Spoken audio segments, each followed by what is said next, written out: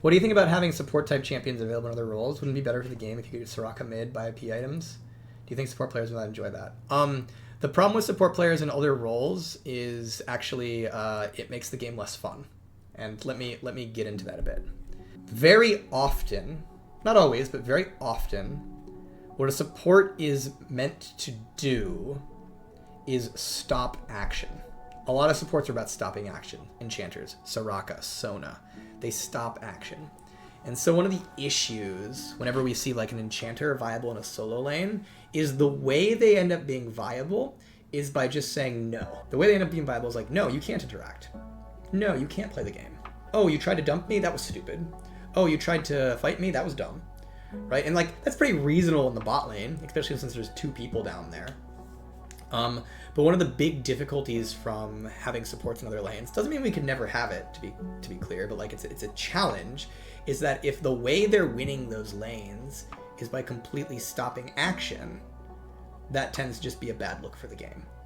We tend to, and so we tend to like nerf them out when that's happening.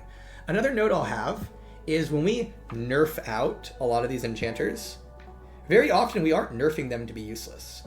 We're nerfing them to be like 50-51% win rate, which tells you that a lot of times when an enchanter is viable in mid or top, like in played, it's usually when they have like 53 to 54 or 55% win rate. And so it's kind of a thing where players only seem to want to play them there when their win rates are very, very, very high. And so a lot of times when we remove them, we at first just try nerfing their win rates to like normal amounts, and it pretty immediately results in them not being played, which is often an indication to the tune of something like people who are queuing up for mid aren't interested in balanced Soraka. People who are queuing up for mid aren't interested in balanced Sona. And so that's a whole nother consideration to make, is sometimes the only way to get certain players in certain roles to play something is to make it very, very strong, if not overpowered. And at that point, it's like, well, is it worth supporting that character in that role if players are only interested in play? If the players of that role only seem to select it when its win rate is very, very, very, very high. The other side of the supports solo lane question is the support tanks. And one of the issues with the support tanks is it kind of comes down to the amount of reliable crowd control you need to be an effective support is actually pretty nutty. Like, most characters, not all of them, but most characters can't really get away with being a support unless they have some pretty obscene CC. Like a 1-second stun, that might not cut it, right? And so if you look at like a lot of the support kits in terms of tanks in that role and what they do, they have a lot of very powerful, very reliable CC. And that creates another issue in regards to like how their laning phases pan out, where like if they're truly viable in other lanes, it tends to be very, very hard to interact with them because the amount of utility and power they need to be functional supports is very high. And so like as an example, like we could probably make Leona a jungler or a laner if like we say let her detonate sunlight or just gave her really, really, really good scalings. Like if we just said, yeah, like your health ratios are crazy, your AP or AD ratio is crazy, right? Like we could probably make Leona a viable laner. But the experience of playing against Leona as a truly viable laner is fairly scary if you kind of like see, if you kind of think about what she would need to do. And if you like added like damage and tankiness on top of that utility profile. And you could be like, well, just nerf the utility profile then. And it's like, well, then she's not a support. Because again, there's a very high bar for utility, power, and reliability when it comes to being a support. You need a lot of it. That's the challenge there. Isn't that what we did to RELL Jungle and there's a reason we reverted it? RELL Jungle is complicated. So RELL Jungle, we tried to make it work. But the issue with RELL Jungle is that I would say is that we made it work in a fairly unfun way. What I mean by that is like RELL Jungle wasn't all that enjoyable to clear with. She could clear, but it wasn't all that enjoyable. You spend a lot of time just sitting there watching your character attack camps and then one-shotting them when your cooldowns come up. And so we had this issue where RELL was constantly having to be nerfed because of pro play.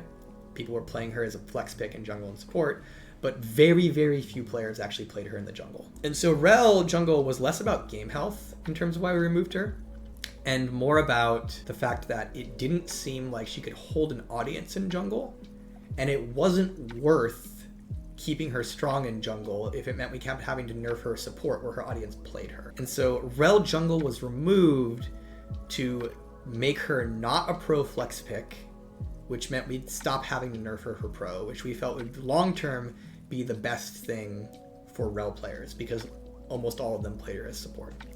If RELL jungle was popular, we probably wouldn't have removed it.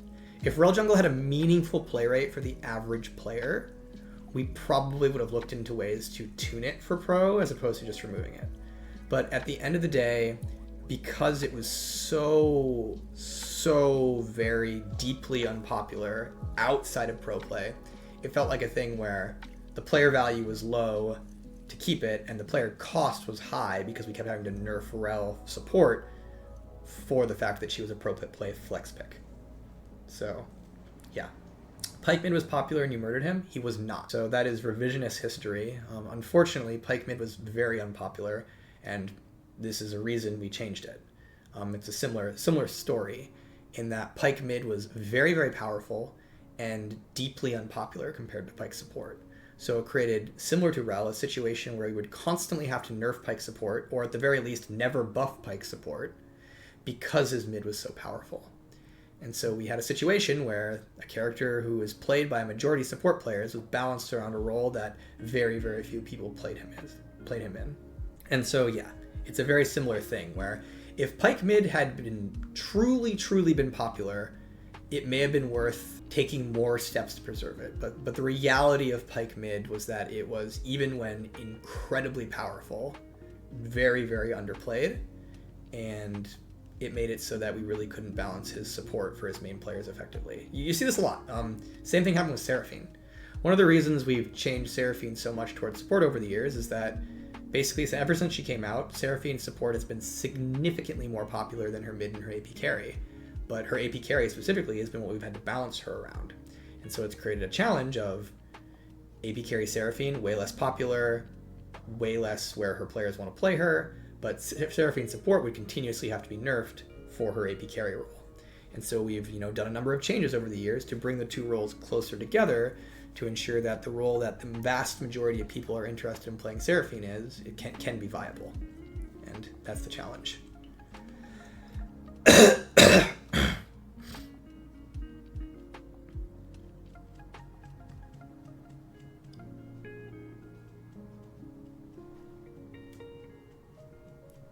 I played Sarah mid and you guys nerfed her damage and buffed her support, and now we're nerfing her support but not returning her damage. Yeah, that's because she's just a little OP at the moment. So we don't need to always go and do the adjustments. Seraphine right now is a very strong support champion, and one of the more popular supports in the game. And so we are tapping her down a bit because she's strong.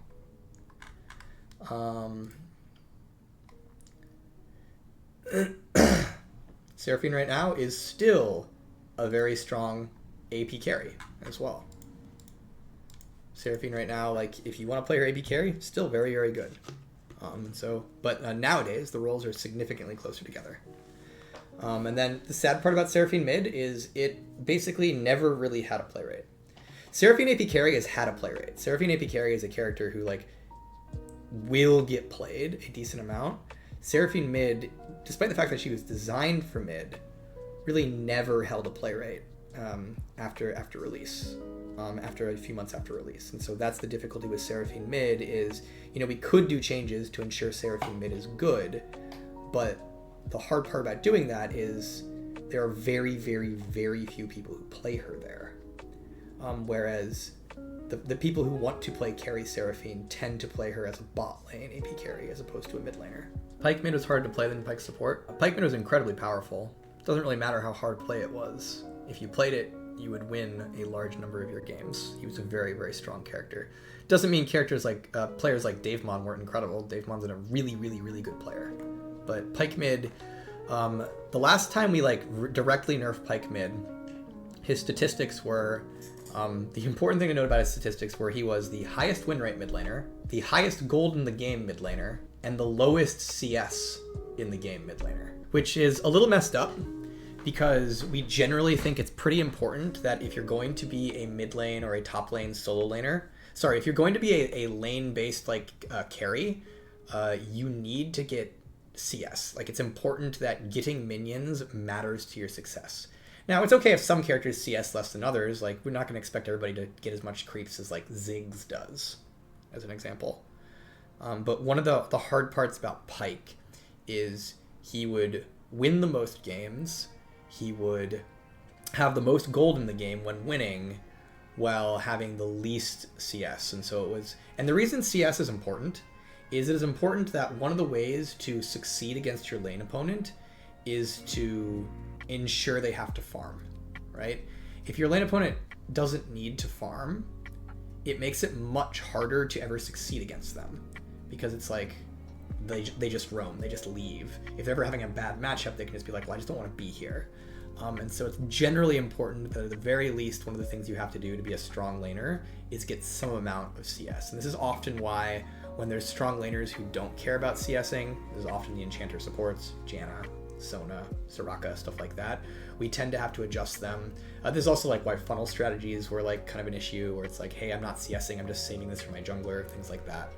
And so we tend to adjust strategies that don't require a character to last hit minions as part of like their mainline success. That tends to be create like pretty messed up ways to succeed in the game.